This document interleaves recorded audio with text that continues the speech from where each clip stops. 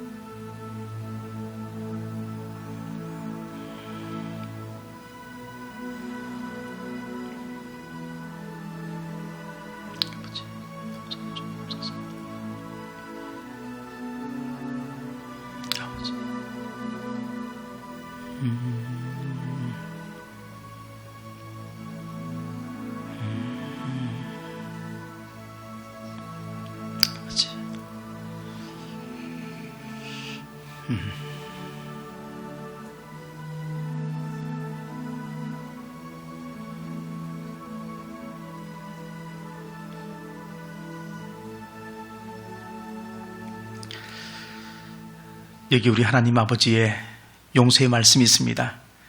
레위기 26장 44절 말씀입니다. 내가 너희를 미워하지 아니하며 너희와 맺은 언약을 폐하지 아니하리니 나는 여호와 너희의 하나님이 됨이니라.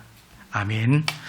다 함께 사도신경으로 하나님 앞에 우리의 신앙을 정직하게 고백하겠습니다. 나는 전능하신 아버지 하나님, 천지의 창조주를 믿습니다.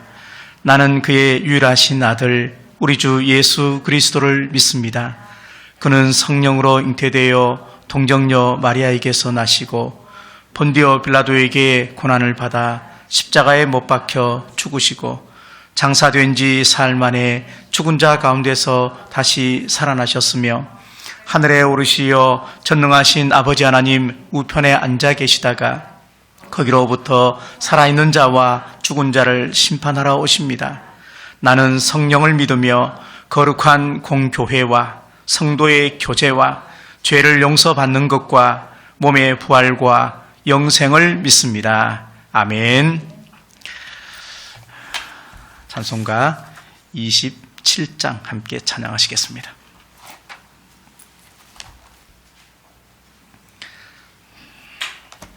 찬송가 27장입니다.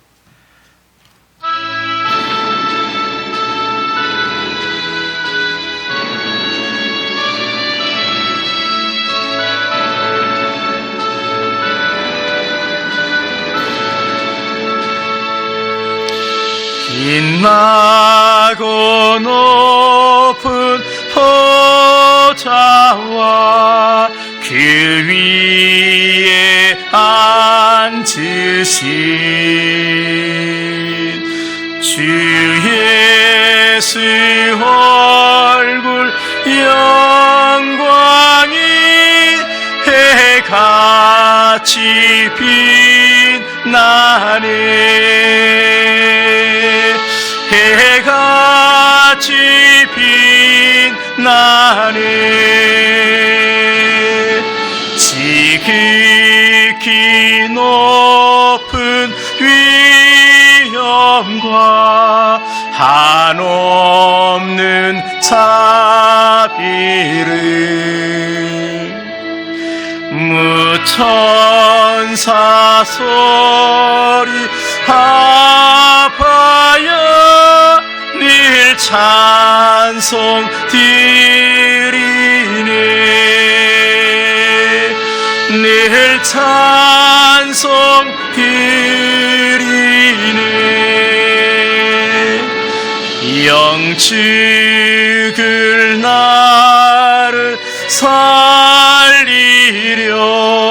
그 영광 떠나서 그 부끄러운 십자가 날 위해 지셨네. 날 위해 지셨네. 나 이제 생명 있음은 주님의 은혜요. 저 사망 권세 이기니 큰 기쁨 넘치네. 큰 기쁨 넘치네. 주님의 보좌 있는데 천한 몸 이르러 그 영광 몸소 배울 때 내 기쁨 넘치리. 내 기쁨 넘치리. 아멘.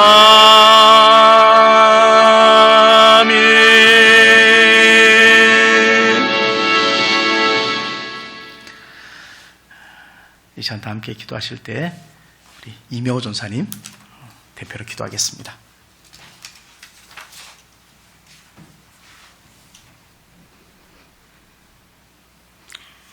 우리의 꿈과 소망이 되시는 거룩하신 하나님 감사합니다. 코로나로 인하여서 힘들고 어려운 삶 속에서도 이기게 하시고 승리할 수 있게 하신 하나님 찬양합니다. 오늘 주의 전에 나와서 비대면으로 또는 대면 예배로 하나님 앞에 드릴 수 있는 영광을 허락하신 하나님 감사합니다. 예배의 소중함이 일상 속에서 뼈저리게 느끼며 사모하며 하루하루를 성령 안에서 소망하며 살아올 수 있도록 축복하신 하나님을 찬양합니다.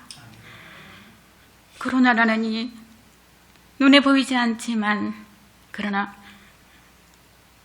전 세계를 뒤덮고 어둠 가운데, 죽음 가운데, 눈물 가운데 많은 사람들이 소망을 잃고 힘들고 어려운 삶 가운데서도 그러나 소망 대신 우리 예수님을 바라보며 승리할 수 있도록 축복하신 하나님 은혜에 또한 감사드립니다. 하나님의 우리에게 주시는 그 일상의 기적 속에서도 그 기적을 알지 못하고 당연한 것처럼 생각하며 살았던 것 감사하지 못하며 하나님 앞에 부끄러운 삶을 살았던 저의 모습을 또한 주님 앞에 올리게 됩니다. 하나님, 저희들 자신을 돌아볼 수 있는 축복을 주신 하나님, 십자가의 그 거룩하신 보혈의 능력으로 말미암아 저의 몸과 마음을 깨끗하게 거룩하게 지켜주시어서 이 시간에 드리는 예배가 하나님만을 기쁘시게 하는 참된 예배가 될 수 있도록 축복해 주심을 또한 감사드립니다. 아멘. 저희 마정물 선교교회를 사랑하시고 축복하신 하나님, 꿈과 비전을 가지고 이 기회를 세우셨습니다.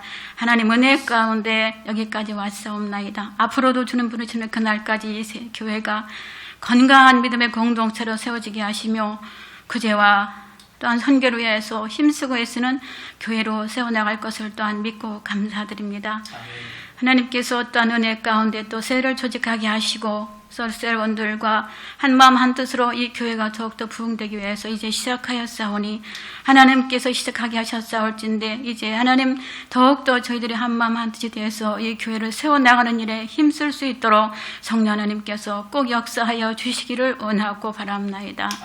하나님, 우리 교회 학교 아이들을 주님이 축복하여 주심을 또한 감사합니다.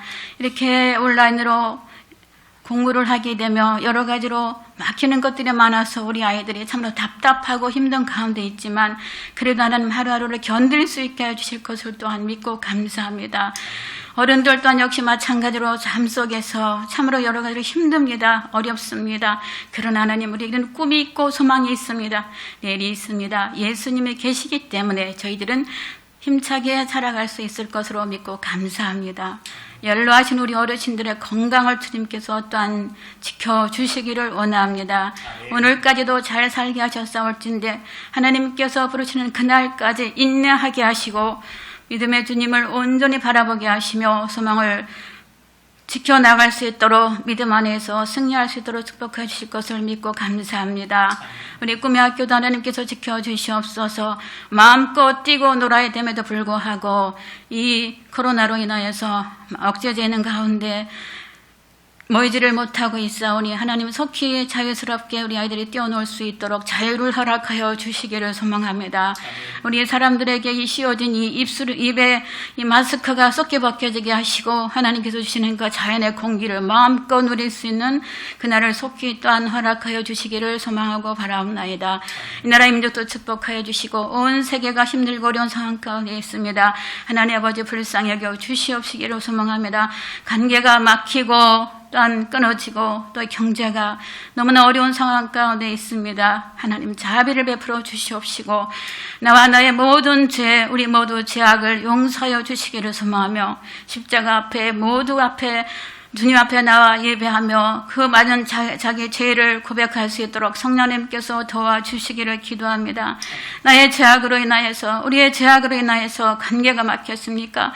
하나님, 우리의 죄악으로 인하여서 이 어려운 상황이 도래되었습니까? 하나님께서 역사하여 주시고 저희들을 십자가의 그 공로 아래 저희들을 모든 죄를 용서해 주시고 다 도말하여 주시기를 소망하며 속히 자유할 수 있는 그날이 올 수 있도록 축복하여 주시기를 소망하고 바랍나이다. 하나님, 이제 말씀을 듣겠사옵나이다. 우리 목사님을 통하여서 귀한 말씀을 들을 때에 성령 하나님께서 함께하여 주시며 또한 우리 목사님 수술한 부분이 속히 성령의 능력 아래에 성령에 불러지져 주시고 완쾌 되어져서 건강한 삶을 살도록 축복하여 주시기를 소망하고 바랍나이다. 아버지, 우리가 하고 싶은 말이 얼마나 많이 있습니까? 그러나 해야 할 말을 하지 못하는 이런 세상에 있습니다. 오늘 말씀을 귀한 말씀을 통하여서 저희들이 정말로 해야 할 말은 확실하게 하게 하시고 또한 저희들이 또한 주님 앞에서 부끄럽지 않는 입술을 사용할 수 있도록 이 세치혀를 잘 잘 사용할 수 있는 귀한 시간이 될 수 있도록 말씀을 듣고 더 깊은 믿음의 뿌리가 내리게 하시고 더욱더 주님 앞에 바로 세워주는 귀한 시간 될 수 있도록 축복하여 주시옵소서. 우리 모두에게 하나님께서 귀한 한량없는 은혜를 부어주실 것을 또한 믿고 감사드리며 우리를 죄악에서 구원해 주신 거룩하신 예수님의 이름으로 감사하며 기도드리옵나이다. 아멘.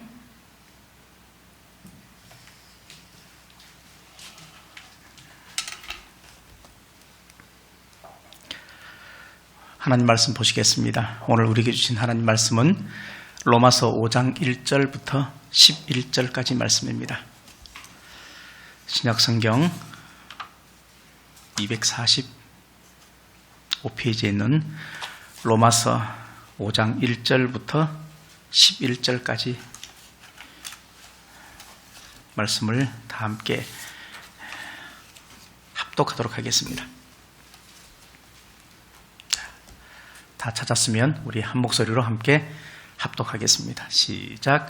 그러므로 우리가 믿음으로 의롭다 하심을 받았으니 우리 주 예수 그리스도로 말미암아 하나님과 화평을 누리자. 또한 그로 말미암아 우리가 믿음으로써 있는 이 은혜에 들어감을 얻었으며 하나님의 영광을 바라고 즐거워하느니라.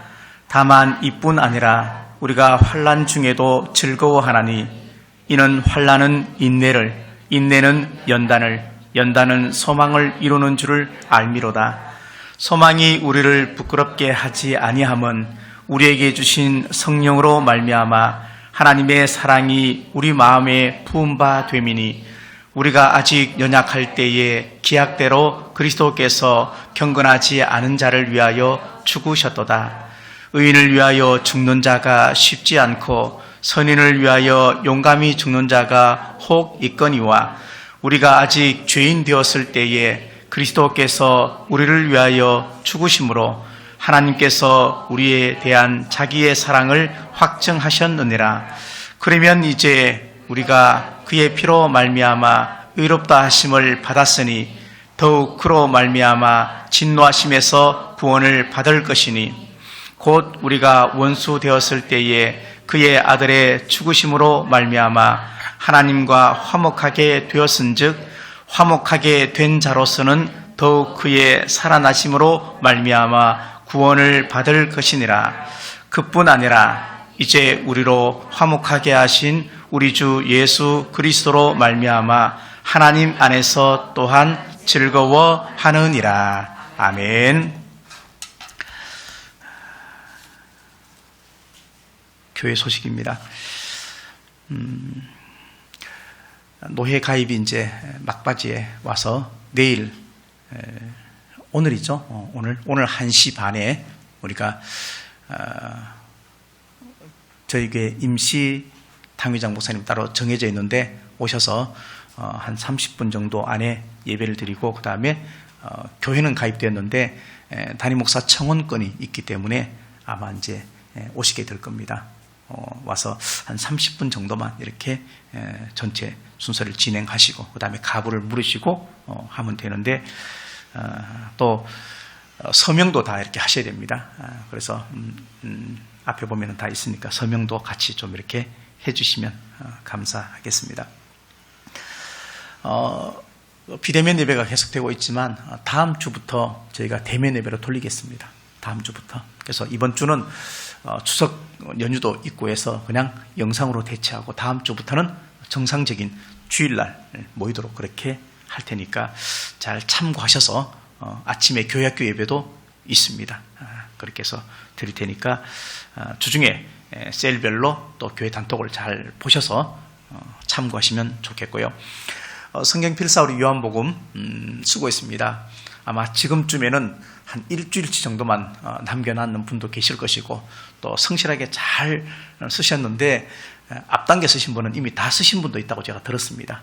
그래서 이제 한 숙제금 살 때가 다 돼갑니다. 그러니까 잘 쓰셔서 준비하셔서 제가 좀 보자 그랬을 때 한번 같이 내어놔서 함께 또 은혜도 나누고 그런 시간을 가졌으면 좋겠다 생각을 합니다. 지난 금요일까지 해서 출애굽기가 40장이 끝이 났습니다. 그래서 어떤 성경을 가지고 또 하나님과 은혜를 나눌까 생각하다가 시편을 생각했습니다. 그래서 금요일 날은 계속해서 구약 성경을 가지고 하고 나머지 또 수 또 나머지 큐티는 신약 성경을 가지고 저희가 하는데 시편 말씀을 통해서 함께 또 은혜를 나누겠습니다. 참고하셔서 시편에 있는 그 지혜로운 또 다윗의 그 영성을 우리가 함께 또 나누는 그런 좋은 시간이 되었으면 좋겠고, 추석 명절이지만 사실 고향 방문이 여의치 않습니다. 요즘은 고향에 가지 않는 것이 효자랍니다. 불효하지 마시랍니다. 참 이상하게 그런 말들이 이제 현수막에 내걸리고 하는데, 추석 예배 순서지가 준비되어 있습니다.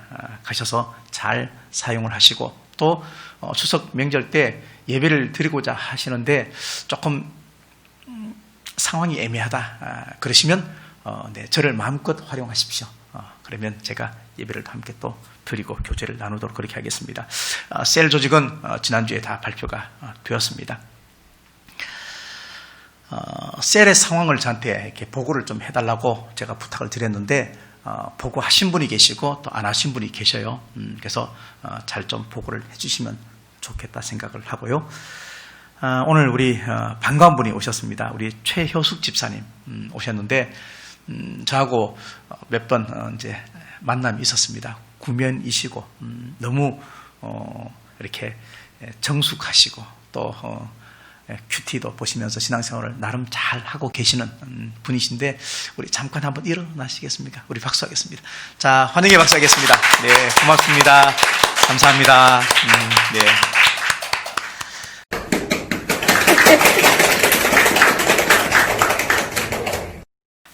그 다음에 또 한 친구가 왔습니다. 우리 현무. 모처럼 만에 현무가 왔는데 너무 감사하고 앞으로 계속 잘 다니게 될 겁니다. 안 다니면 이제 뭐 집도 쳐들어가고 좀 하려고 하니까 그래, 우리 현무도 왔으니까 현무도 우리 박수하겠습니다. 그래. 그래.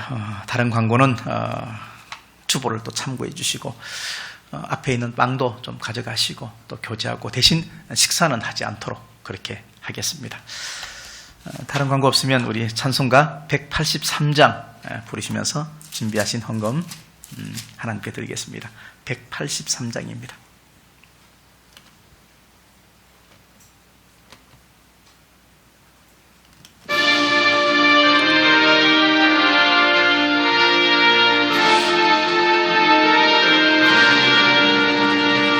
빈들의 마른 풀같이 시들은 나의 영혼, 주님의 약속한 성령 간절히 기다리네. 가물어 메마른 땅에 단비를 내리시듯 성령의 단비를 부어 새 생명 주옵소서. 반가운 빗소리 들려 산천이 춤을 추네. 봄비로 내리는 성령 내게도 주옵소서. 가물어 메마른 땅에 단비를 내리시듯 성령의 단비를 부어 새 생명 주옵소서. 절 따라 우로를 내려 초록이 무성하니 갈급한 내 심령 위에 성령을 부으소서. 가물어 메마른 땅에 단비를 내리시듯 성령의 단비를 부어 새 생명 주옵소서. 참되신 사랑의 언약 어길 수 있사오랴. 오늘의 흡족한 은혜 주실 줄 믿습니다. 가물어 메마른 땅에 단비를 내리시듯 성령의 단비를 부어 새 생명 주옵소서. 아멘. 기도하겠습니다. 코로나 블루 시대에서 코로나 레드 시대가 된 오늘을 사는 우리지만 그래도 하나님의 약속은 여전히 변함이 없는 것을 우리가 믿습니다. 하나님을 믿는 우리들이 천국집으로 돌아올 수 있도록 하기 위해서 스스로 하늘집을 떠나 십자가의 희생이 제물이 되어주신 그 하나님의 은혜를 생각할 때 우리가 많이 믿어도 다 하나님의 은혜를 감사할 수가 없습니다. 그 십자가의 은혜가 우리 모두에게 평강을 선물로 허락해 주었습니다. 하늘에서 하나님이 주신 샬롬이 땅에서 하나님을 망각하면서 놓치지 않게 하시고 오늘도 주님을 믿는 제자로서 권위와 질서를 회복할 수 있는 은총을 우리 모두에게 허락하여 주시옵소서. 하나님 아버지, 신실하게 하나님을 믿게 하시고 정직하게 하나님을 믿게 도와주시고 바르게 하나님을 잘 믿는 성도가 되게 은혜 베풀어 주시옵소서. 코로나19는 무서워하면서 살아계신 하나님을 무서워하지 않는 어리석은 신앙의 본질을 잊어버리고 사는 그런 미련한 사람들이 되지 않게 하시고 기름과 등불을 잘 준비하는, 그리고 하나님 만날 날을 잘 준비하는 슬기로운 그런 귀한 다섯 처녀가 되게 은총을 더하여 주시옵소서. 귀한 물질을 주님 앞에 드립니다. 철저하게 주님의 주권을 인정하면서 드려진 이 예물이 하나님의 뜻 가운데 지혜롭게 사용될 수 있게 하시고, 특별히 우리 성도들 경제적인 어려움이 없도록 하나님께서 지켜주시고 인도하여 주시옵소서. 보이지 않는 하나님의 손길이 우리의 삶과 범사에 늘 함께함을 믿으며 드려진 예물 위에 기름 부어주시고 바르고 정직한 예물이 허탄한 곳에 새지 않도록 역청으로 단단히 막아주시옵소서. 하나님의 말씀을 함께 나눌 때 동일한 은혜가 우리 가운데 성령의 충만함으로 나타날 수 있게 도와주시옵시고 삶으로 열매를 맺는 복된 제자들이 다 되게 은혜 베풀어 주시옵소서. 주 예수 그리스도의 이름으로 축복하며 봉헌 기도 드리옵나이다. 아멘.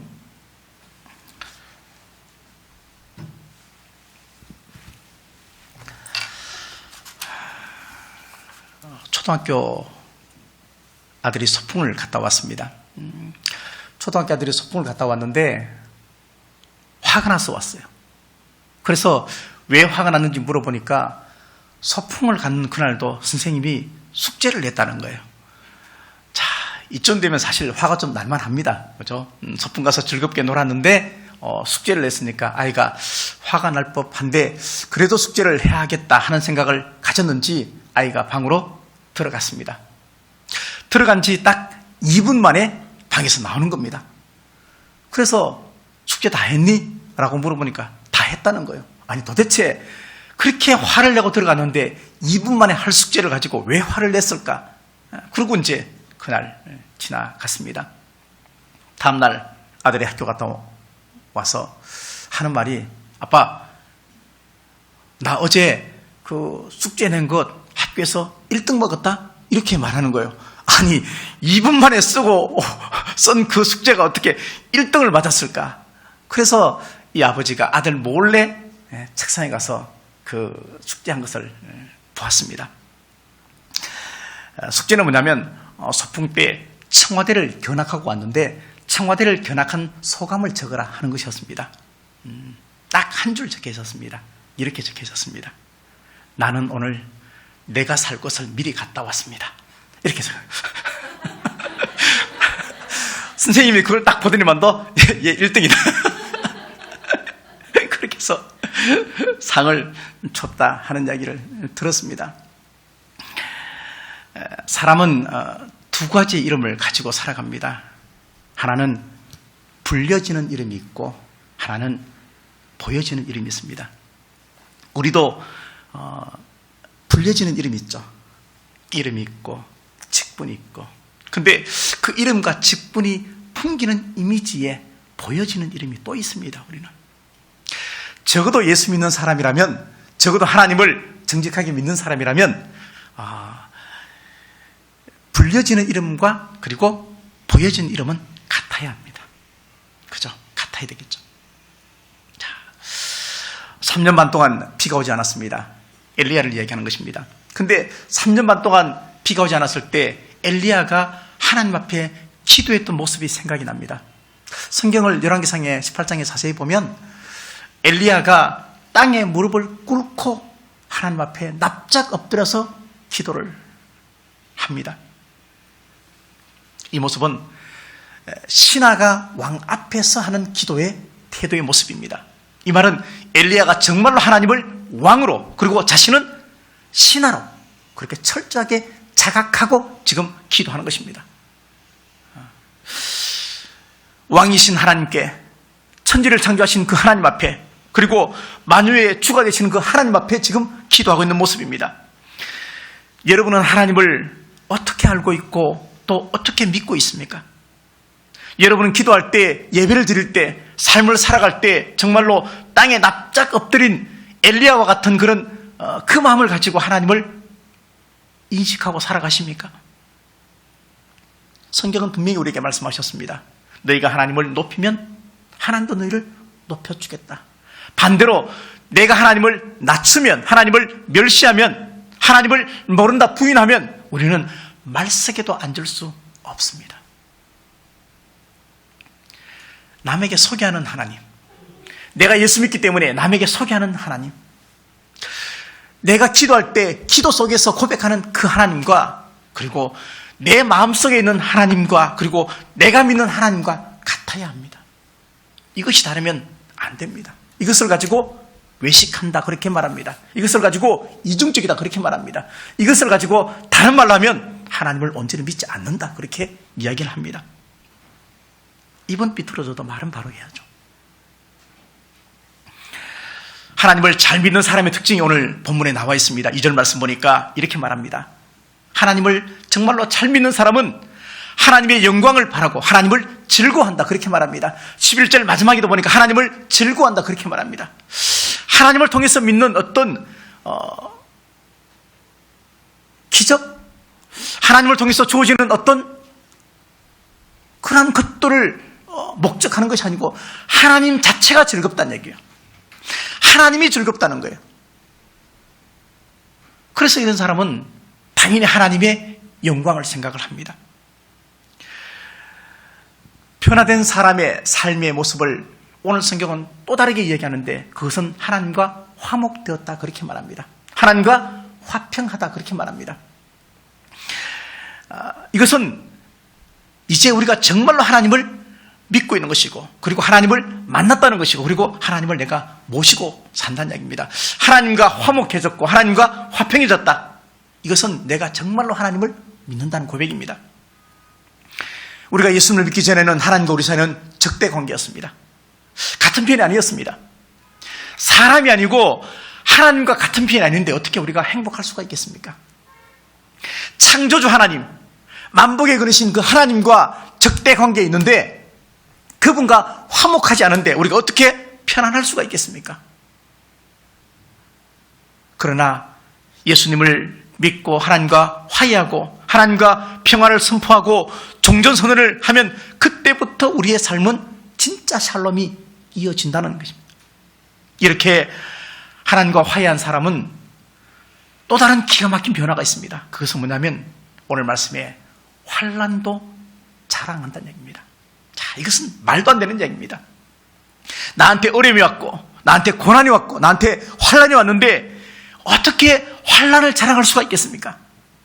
옛날에는 자기 중심적으로 살았고 자기 마음대로 살다가 하나님을 믿고 은혜의 자리에 들어가면 은혜가 내 심령 속에 자리 잡으면 은혜가 나를 지배하면 오늘 말씀해 보니까 환난 중에도 즐거워하고 환난 중에도 인내하고 환난 중에도 소망을 하나님이 이루어주실 줄 믿고 생각의 변화가 생긴다는 얘기입니다. 우리에게 다가오는 환난이, 우리에게 다가오는 고난이 하나님의 나라에 들어가기 위한 과정에 있다라고 생각을 하고 예수님의 성품을 닮아가는 과정 속에 있다라고 생각의 변화가 있어진다는 얘기입니다. 국가대표 선수로 만약에 뽑힌다면 정말로 가문의 영광이죠. 그렇죠. 국가대표. 만약에 우리가 공부를 하기 위해서 우리나라에서 대학을 졸업하고 대학원이나 박사 코스 과정을 외국에 가서 유학을 한다. 그러면 가문의 영광입니다. 그래서 유학 가기 전에 또 국가대표가 뽑히면 자랑합니다. 옛날에는 현수막도 막 그렇습니다. 근데 솔직히 생각하면 유학 가서 편안하게 공부하지 않습니다. 정말 고생 많이 합니다. 국가대표로 뽑혔습니다. 그러면 국가대표로 뽑히면 정말 지긋지긋하게 고생합니다. 근데 왜 자랑을 할까요? 국가대표, 국대가 되면 왜 자랑을 할까요? 그것은 뭐냐면 훈련의 과정을 잘 보내면 결과가 너무 좋을 것을 믿기 때문에 자랑한다는 거예요. 과정은 험하겠지만 과정을 잘 보내면 좋은 결과가 있다는 것을 내가 믿기 때문에 자랑하는 것입니다. 마찬가지입니다. 고난이 와도 우리가 자랑할 수 있는 것은 고난이 마지막 결과가 아닌 것을 믿으면 자랑하는 거예요. 고난 뒤에 다가오는 영광이 더 크다는 것을 내가 믿으면 자랑할 수 있는 거예요. 고난이 언젠가는 반드시 끝이 날 것이고, 그리고 더 큰 영광이 우리에게 있다는 하나님의 주권을 믿으면 우리는 자랑할 수 있고 소망할 수 있고 인내할 수 있다는 얘기입니다. 그래서 바울은 고린도후서 4장 17절에서 이렇게 말씀합니다. 우리가 잠시 받는 환난에 경한 것이 지극히 크고 영원한 영광에 중한 것을 우리에게 이루게 한다, 이렇게 말하고 있습니다. 어떻게 환난이 경한 것입니까? 우리 살다 보면 어려움이 다가오면 아무것도 못합니다. 정말 거기에 온 정신이 다 쏟고 온 생각이 거기에 다 집중하고 입이 마르고 답이 안 먹힙니다. 어려움이 있으면요. 근데 그 환난이 경한 것이다, 그렇게 말하고, 그리고 그것을 잘 소망하고 하나님을 목적하고 그렇게 살면 더 큰 영광이 있기 때문에 영광이 더 중한 것이다, 그렇게 이야기를 하고 있습니다. 이것은 하나님을 잘 믿지 못하면 이해할 수 없는 이야기입니다. 하나님을 경험하지 못하고 하나님을 만나지 않은 사람은 이 말에 동의할 수 없습니다. 하나님이 주신 소망을 품고 살았으면서 또 하나님을 인내하면서 기도 응답 속에 살았던 사람은 이 말에 저도 한 표요 라고 던질 수 있지만 그렇지 않으면 아닙니다. 성령으로 말미암아 하나님의 사랑이 우리 마음속에 부어진 경험이 있는 사람들, 우리 마음속에 하나님의 은혜와 사랑이 가득 채워진 사람은, 성령을 통해서 그것을 알게 된 사람은 여러 가지 시험을 만나도 온전히 기쁘게 이긴다, 그렇게 야고보서는 기록을 하고 있습니다. 그래서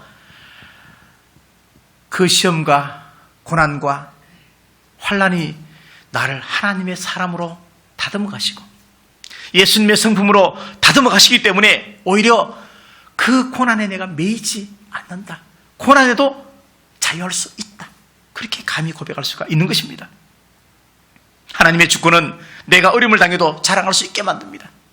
내가 하나님의 은혜 속에 있으면, 하나님의 은혜가 성령을 통해서 내 안에 가득 부어지면, 하나님의 그 능력을 내가 믿는다면 우리는 어떤 어려움을 당해도 하나님을 자랑할 수밖에 없고 하나님 앞에 영광을 돌리는 삶을 계속해서 당당하게 살아갈 수가 있다는 얘기입니다.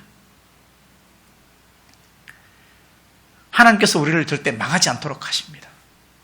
하나님은 절대 우리가 불행하도록 원하지 않습니다. 하나님은 우리가 망하거나 우리가 시험을 당하거나 아니면 우리가 정말 불행하도록 하기 위해서 우리에게 고난을 주는 것이 아닙니다. 이것을 내가 확실히 믿는다면 그 고난을 즐거워하고 그 고난을 기뻐하고 그 고난 속에서 인내하고 그 고난 속에서 마치 엘리야처럼 땅에 무릎을 꿇고 기도하는 사람이 되면 우리는 그것을 가지고 진짜 믿음, 그렇게 말하는 것입니다. 그렇다면 이런 질문을 한번 해볼 수가 있습니다. 여러분은 하나님께서 정말로 나를 사랑하신다 믿습니까? 하나님이 정말로 나를 사랑하신다, 이것이 믿어져야 됩니다. 교회를 다니지만 하나님이 정말로 나를 사랑한다고, 정말로 나를 사랑한다고 생각하지 않는 사람이 꽤나 많이 있습니다. 반대로 하나님이 나만 사랑하지 않는다고 생각하는 사람이 교회에 많이 있습니다. 하나님이 왜 내 기도만 들어주지 않느냐, 그렇게 생각하는 사람도 있습니다. 입은 비뚤어져도 말은 바로 해야죠. 그렇다면 정말로 하나님께서 기뻐하시는 삶을 당신은 사셨습니까? 하나님의 영광을 위한 진리를 당신은 선택하셨습니까? 정말로 여러분은 하나님을 사랑하십니까? 기도할 때 정말로 진짜 기도를 하셨습니까? 한국교회의 슬픈 현실은 뭐냐면요, 율법주의에 빠져있다 하는 것입니다. 율법주의의 함정은 반드시 증명을 해야 합니다. 증명을. 돈을 많이 벌어야 하고, 집도 큰 집에 살아야 되고, 자녀가 모두 대학에 다 들어가야 되고, 그리고 다 건강해야만 합니다. 이것을 증명해야 마치 하나님을 잘 믿고 있는 사람처럼 생각합니다. 이렇게 사는 사람이 정말 하나님을 잘 믿는 사람처럼 한국교회는 인정을 합니다. 그러다 보니까 이런 율법주의에 빠져서 자꾸 내 신앙을 뭔가를 통해서 증명해내려고 합니다. 그 증명의 대상이 누구냐면 하나님이 아니시고 사람 앞에서 자꾸 증명을 하려고 합니다. 나 이만큼 잘 됐어, 나 이만큼 돈 벌었어, 당연히 그러니까 내가 하나님 앞에 복 받은 거지, 그렇게 생각을 하고 있다는 얘기입니다. 그렇지 않습니다. 이것이 율법주의입니다. 이것이 기복신앙입니다. 하나님께서 유대인에게 준 것이 두 가지가 있는데 그것은 율법과 할례입니다. 그래서 유대인들은 율법을 다 지켜야 되고 할례를 받아야 지옥에 가지 않는다, 구원받는다, 그렇게 생각을 했습니다. 반면에 이방인들은 너희는 율법도 받지 못했고 할례 받지 않은 무할례 자니까 너희는 하나님의 백성이 아니다, 그렇게 깔보고 얕보았습니다. 그렇지만 성경은 그렇게 말하고 않습니다. 유대인들이 율법을 받았지만 이방인들은 율법을 대신할 만한 것을 하나님이 주셨습니다. 로마서 2장 14절 15절에 이렇게 기록하고 있습니다. 율법 없는 이방인이 본성으로 율법의 일을 행할 때에는 이 사람은 율법이 없이도 자기가 자기에게 율법이 되나니, 이런 이들은 양심이 그 증거가 되어 그 생각들이 서로 혹은 고발하며 혹은 그 마음에 새긴 율법의 행위를 나타낸다, 그렇게 말. 하나님을 믿지 않았던 사람들, 이방인들은 양심이라는 율법이 있다는 얘기입니다. 양심이라는 율법. 그래서 우리가 유치한 질문 가운데 세종대왕은 구원받았습니까? 이런 얘기 할 필요가 없는 거예요. 하나님의 주권이기도 하고, 그리고 율법을 받은 사람은, 하나님을 소개받은 사람은, 기회를 제공받은 사람은 그것이 율법이 되고 그것을 통해서 선악간의 심판이 결정되는 것이고, 그렇지 않은 사람은 하나님께서 율법을 대신할 만한 양심의 증거를 주셨다.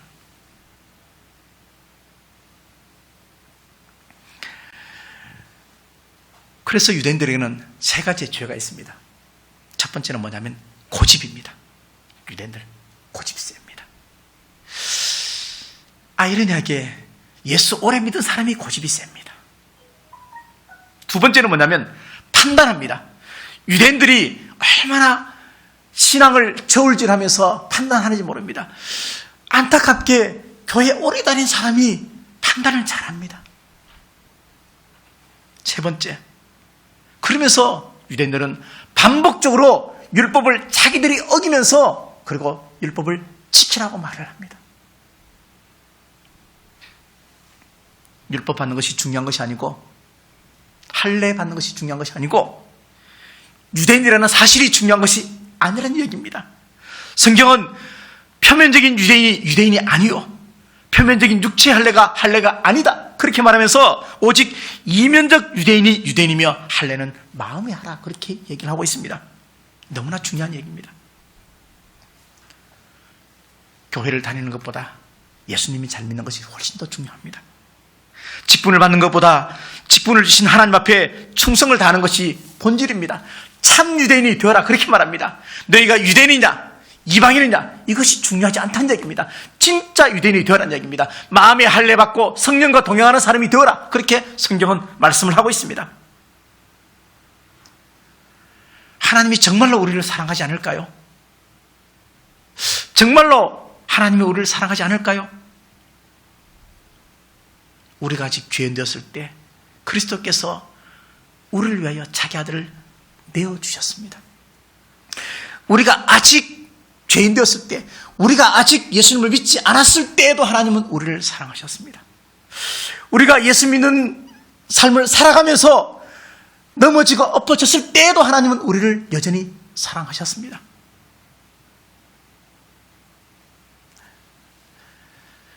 초대교회에서 복음을 전하는 것은 쉽지 않았습니다. 자, 보세요. 초대교회에서 복음을 전할 때 복음은 뭐냐면 십자가와 부활이었습니다. 우리 성경 전체의 내용이 뭐냐면요, 십자가, 피 묻은 복음이고, 그리고 예수님의 부활입니다. 근데 초대교회 제자들이 만약에 십자가 위에서 예수님이 우리 죄 때문에 돌아가셨다, 그렇게 이야기를 하면서 믿어라, 그렇게 말하면 하나님의 아들인데 어떻게 죽어? 하나님의 아들인데, 신의 아들인데 어떻게 죽느냐, 그렇게 말합니다. 십자가 위에서 우리 죄를 대신해서 죽었다, 그렇게 말하면 예수님이 십자가 위에서 죽었는데, 자기도 죄 때문에 죽었는데 어떻게 남의 죄를 사하칠 수 있느냐, 그렇게 말합니다.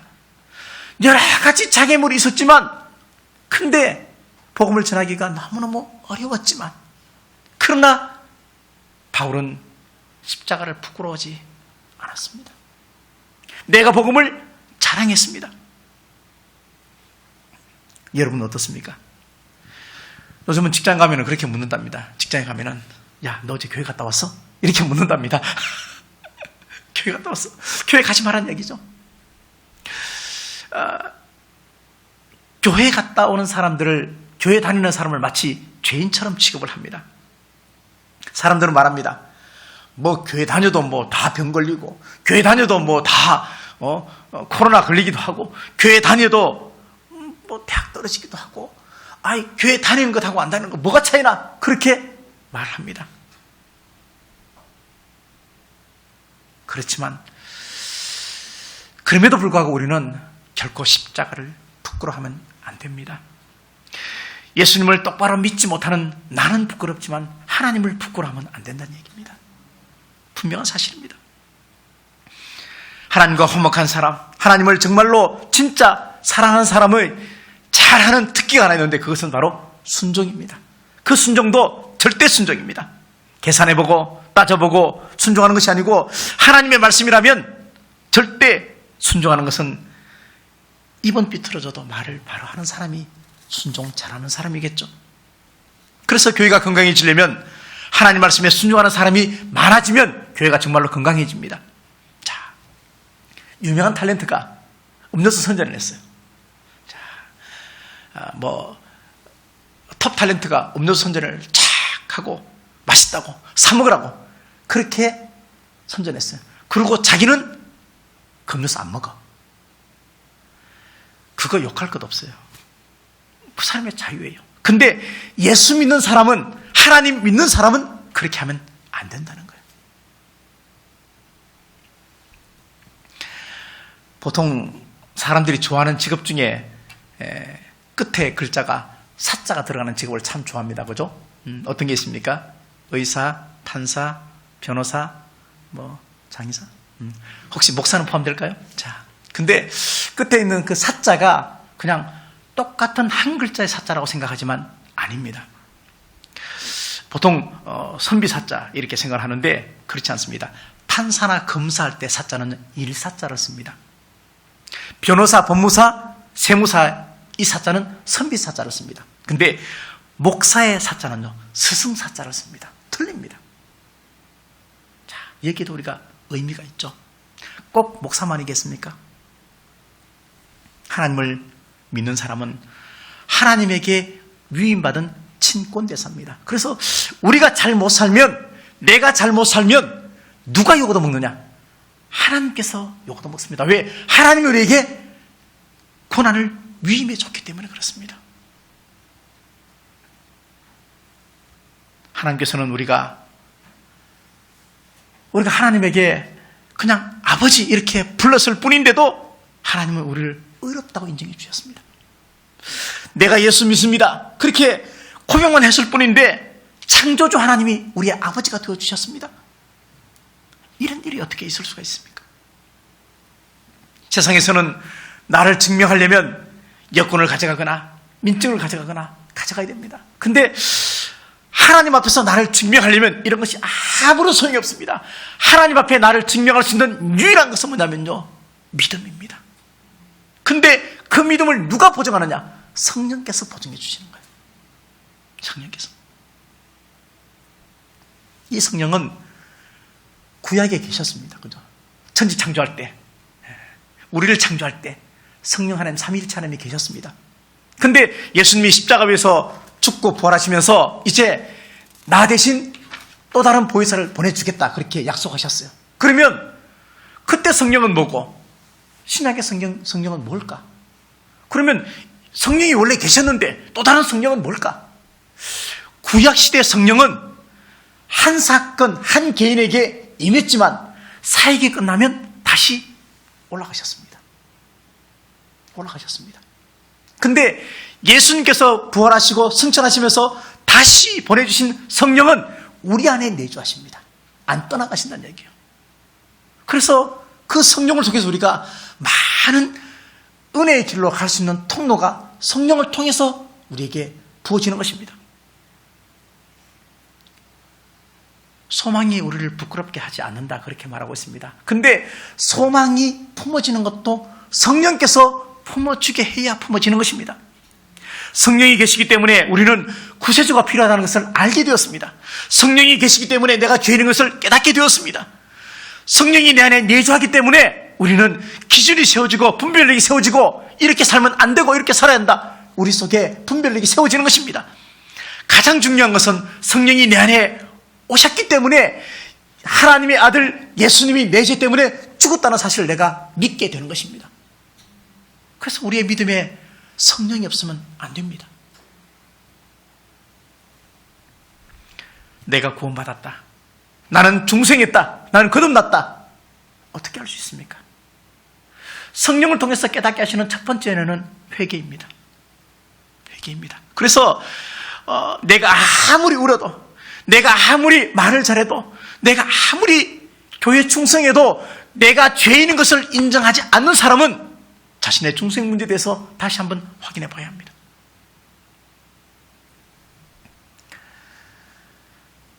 로마서 8장 34절 말씀 보니까 이전에 단 한 번도 우리에게 나타나신 적이 없는, 하신 적이 없는 말씀을 하고 계십니다. 찾아보겠습니다. 로마서 8장 34절입니다.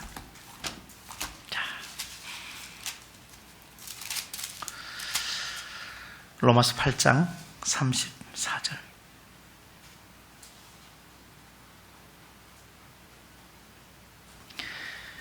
(8장 34절) 같이 읽겠습니다. 시작. 누가 정죄하리요? 죽으실 뿐 아니라 다시 살아나신 이는 그리스도 예수시니 그는 하나님 우편에 계신 자요 우리를 위하여 간구하시는 자신이라. 아멘. 자, 이렇게 말합니다. 누가 우리를 정죄하겠느냐? 하나님께서 자신의 아들을 독생자를 우리에게 내어주셨습니다. 그리고 우리를 구원시켜 줬습니다. 근데 그 하나님을 믿는 우리를 정죄할 사람이 아무도 없다는 이야기입니다. 왜? 하나님께서 당신의 아들을 우리 때문에 내어줬는데 그 어떤 것도 우리를 정죄할 수 없다는 게. 왜? 우리의 보증이 되시는 분이 하나님이기 때문에 그렇습니다. 그리고 더 충격적인 말씀을 하십니다. 성령을 통해서 십자가 달린 예수 그리스도를 믿게 하셨고 그 다음에 부활도 믿게 해주셨는데 그 예수님께서 하나님 보좌 우편에 앉아서 뭐를 한다? 간구한다. 그렇게 말합니다. 저와 여러분을 위해서 간구하십니다. 생사화복을 주장하시고 그리고 천지만물을 창조하시고 하나님의 아들이신 예수 그리스도가 지금 나를 위해서 하나님 보좌 우편에서 간구하신다. 그러면 뭐를 간구할까요? 예수님이 나를 위해서 뭐를 간구할까요? 그 뒤에 있는 말씀을 보니까 36절에 누가 우리를 그리스도의 사랑에서 끊으리요? 그렇게 말하면서 7가지를 말합니다. 환난이나 기근이나 공고나 박해나 적신이나 위험이나 칼, 그렇게 말합니다. 이것은 우리 삶에 주어지는 여러 가지 신앙의 장애물입니다. 하나님의 사랑을 끊을 수 있는 존재가 있다는 것입니다. 하나님의 사랑을 끊으려고 하는 많은 것이 있습니다. 그것이 환난이 될 수도 있고 기근이 될 수도 있고 공고가 될 수도 있고 박해나 적신, 위험, 칼, 이런 것이 하나님과 우리 사이의 관계를 다 끊으려고 합니다. 사랑을 끊으려고 합니다. 근데 이 사랑이 끊어지지 않도록 예수님이 하나님 보좌 우편에서 나를 위해서 지금 기도하고 있다는 얘기입니다. 그러면서 38절 이하에 보니까 10가지가 나옵니다. 사망이나 생명이나 천사들, 권세자들, 현재일, 장래일, 능력, 높음, 깊음, 다른 피조물, 이런 모든 것들도 우리를 하나님의 사랑에서 끊어내려고 무던히 노력하지만 끊어지지 않는 것은 예수님께서 나를 위해서 중보하기 때문에 그렇다는 얘기입니다. 자, 이번 비틀어져도 말은 바로 합시다. 이쯤 되면 하나님이 정말로 우리 사랑하는 것 진짜이지 않겠습니까? 이쯤 되면 예수님의 십자가 사랑이 정말로 진실이고 진짜고 다른 복음이 없다는 진리를 믿어야 되지 않겠습니까? 나를 살리기 위해서 자기 아들을 아끼지 않고 내어주신 분이 하나님이십니다. 아끼지 않는다는 것은 뭐냐면요, 감춰두지 않았다는 얘기입니다. 정말로 소중한데 소중한 것을 감춰둬야 되는데 우리를 위해서 하나님에게 가장 소중한 것이 독생자 예수님인데 예수님을 감춰두지 않고 우리 대신 내어줬다는 얘기입니다. 이 사랑의 수혜자가 저와 여러분입니다. 창세기 7장에 보면은 바벨탑 사건이 나옵니다. 바벨탑. 노아 홍수 이후에 시날 평지에서 인류의 문명이 정말 최고조로 번성을 했습니다. 근데 그렇게 번성하고 또 문명이 발달하고 그런 찰나에 사람들이 말을 합니다. 뭐라고? 야, 너 들었니? 뭐? 하나님이 물로 다 세상을 심판했대. 혹시 우리가 지금 이렇게 잘 사는데 하나님이 또다시 우리를 다 죽일지도 몰라. 어떡하지? 탑을 쌓으면 되지. 비가 아무리 와도 아라라산까지 높이까지 더 높이 탑을 쌓으면 되지. 그러면서 바벨탑을 쌓기 시작했습니다. 사람들은 옳다, 맞다. 하나님의 마음이 변심할 줄 알고 또다시 물로 심판할 줄 알고 벽돌을 구워서 바벨탑을 쌓기 시작을 했습니다. 그러면서 온 지면에 흩어짐을 면하자, 그렇게 말했습니다. 교만하고 어리석은 사람들의 모습입니다.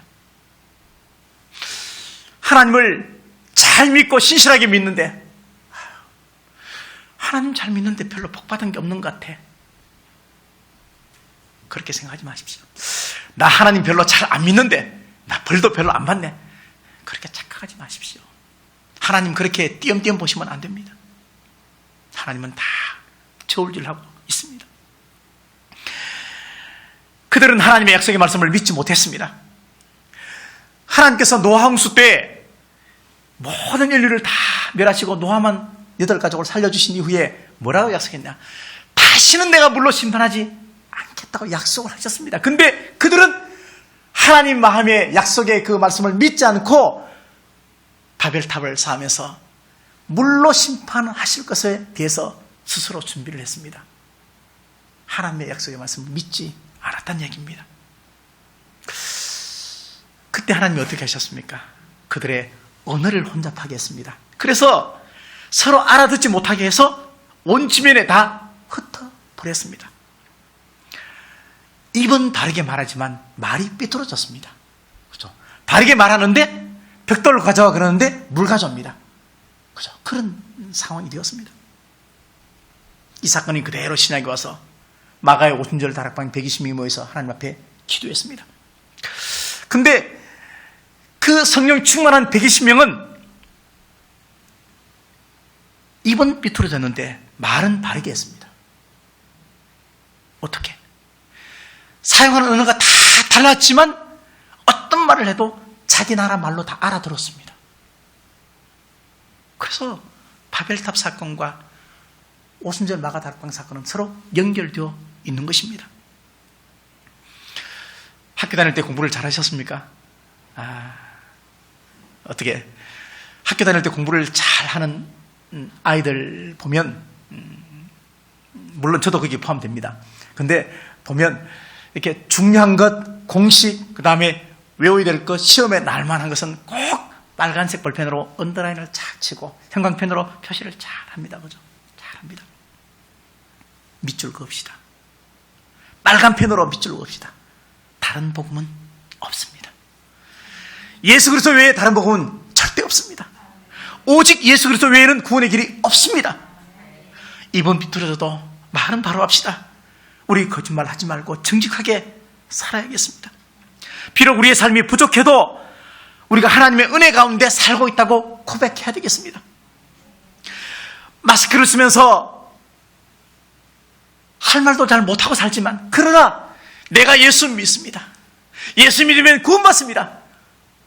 마스크로 입은 가렸지만 우리의 드러나는 행동의 말을 통해서 충분히 말할 수 있어야 됩니다. 다시 우리가 예배를 드리게 될 것입니다. 근데 그것보다 정말로 더 중요한 것은 이번 기회를 통해서 진짜 믿음으로 다시 한번 거듭나는 것이 중요합니다. 오늘 시대 우리에게 필요한 것은 예수님을 향해서 끊임없이 달려가는 것입니다. 두 마음을 품지 않고 예수 그리스도 신실하신 그분에게 견눈질하지 않고 꾸준히 달려가는 것입니다. 자신을 쳐서 말씀에 복종시키는 것, 그렇게 되어가는 것, 다시 말하면 비잉이 필요합니다. 그리고 세상 한복판에서도 예수쟁이로 삶을 살아가는 두잉이 필요합니다. 이것이 코로나 시대 지금 우리가 해야 될 하나님께서 우리에게 주신 마치 숙제와도 똑같습니다. 사랑하는 성도 여러분, 고비를 잘 넘기시기 바랍니다. 고비. 우리가 요한복음 필사하는데 그죠? 아마 지금 고비에 빠져있는 사람도 있을 것 같기도 합니다. 그죠? 그 고비를 잘 넘기십시오. 기도할 때도 고비를 잘 넘기셔야 돼요. 그래야 기도의 깊은 경지까지 갈 수 있고 응답까지 인내할 수가 있습니다. 여리고성의 기적도, 엘리야의 기도 응답도, 나만 장군이 병을 고친 것도, 가나안의 여인의 그 자기 자신의 딸의 병의 그 고침을 받은 것도 모두 한 고비를 넘겼기 때문에 응답을 받았습니다. 예수님께서 십자가 위에서 모진 고통을 당하셨습니다. 근데 그 십자가의 모진 고통의 그 고비를 넘겼기 때문에 부활을 선물로 받았고 우리에게 소망이 되셨습니다. 우리는 살면서 세상을 탓하기도 합니다. 환경을 탓하기도 합니다. 근데 따지고 보면 문제는 내 안에 있었습니다. 입은 비틀어져도 말은 바로 합시다. 다 내 탓이요. 다 내 탓이요. 그러나 하나님 은혜 가운데 오늘도 살고 있습니다. 우리의 삶이 하나님께 드리는 기도여야만 합니다. 여러분의 삶이 여러분의 기도가 되어야 합니다. 여러분의 삶이 세상을 향한 설교가 되어야 합니다. 그렇지 않으면 우리는 입도 삐뚤어지고 말도 바르게 하지 못하는 사람이 될 수밖에 없습니다. 그렇습니다. 코로나 시대 여러분의 믿음을 잘 건사해 가십시오.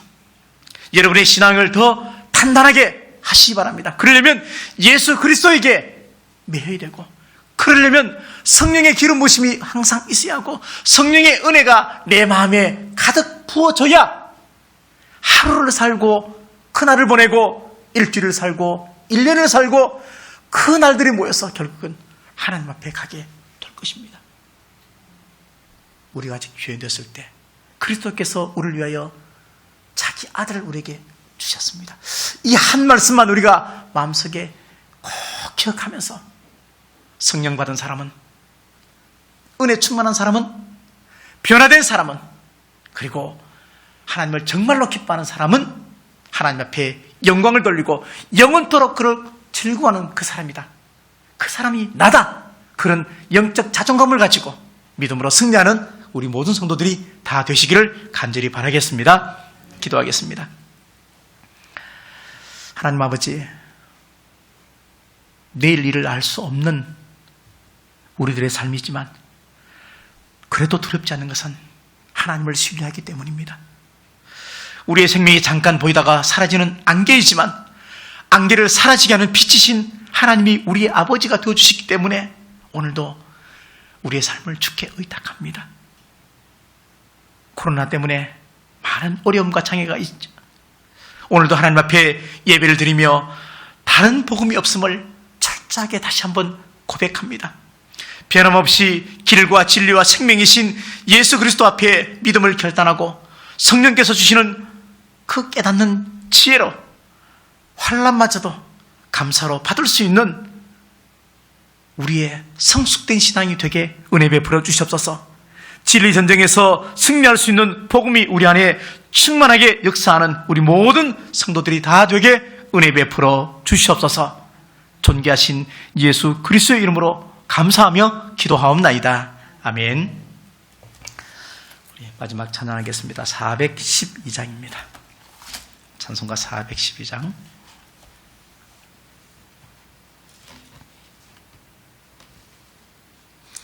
(412장입니다)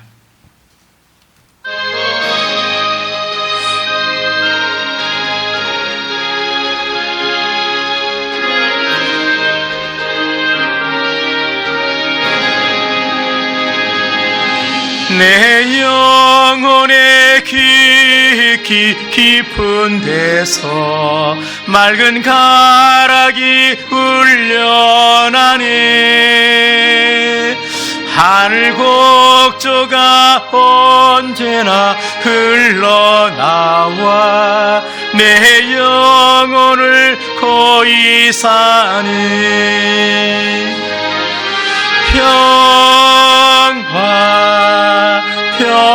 평화로다 하늘 위에서 내려오네. 그 사랑의 물결이 영원토록 내 영혼을 덮어서서 내 마음속에 솟아난 이 평화는 깊이 묻힌 보배로다. 나의 보화를 캐내어 가져갈 자 그 아무도 없으리라.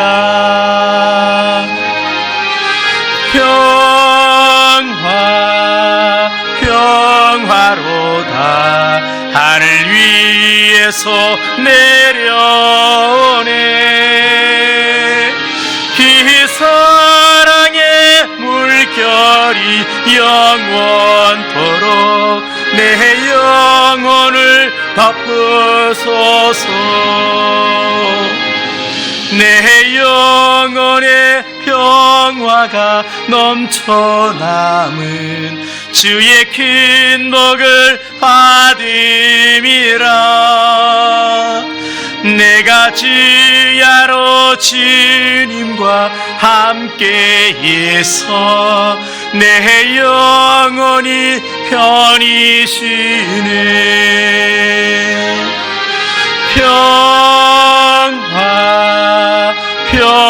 평화로다 하늘 위에서 내려오네.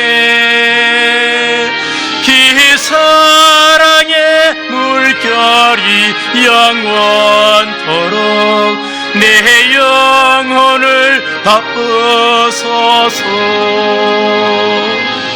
이 땅 위에 험한 길 가는 동안 참된 평화가 어디 있나. 우리 모두 다 예수를 친구 삼아 참 평화를 누리겠네.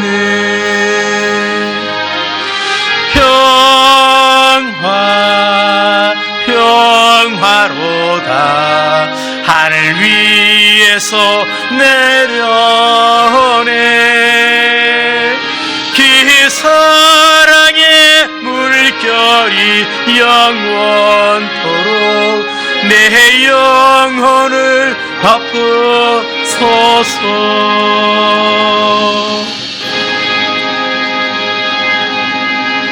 아멘. 기도하겠습니다. 길과 진리와 생명이신 참 복음이신 예수 그리스도의 크신 은혜와 하나님 아버지의 영원하신 사랑하심과 성령님의 인도하심과 결단하게 하시는 능력이 바르고 의로운 삶으로 진리의 길에서 생명으로 승리하는 삶을 살 것을 다시 한번 결단하는 우리 모든 성도들 머리 위에와 남은 인생 길 위에 그리고 우리의 선택 위에 지금부터 영원토록 함께 하시기를 간절히 축원하옵나이다. 아멘.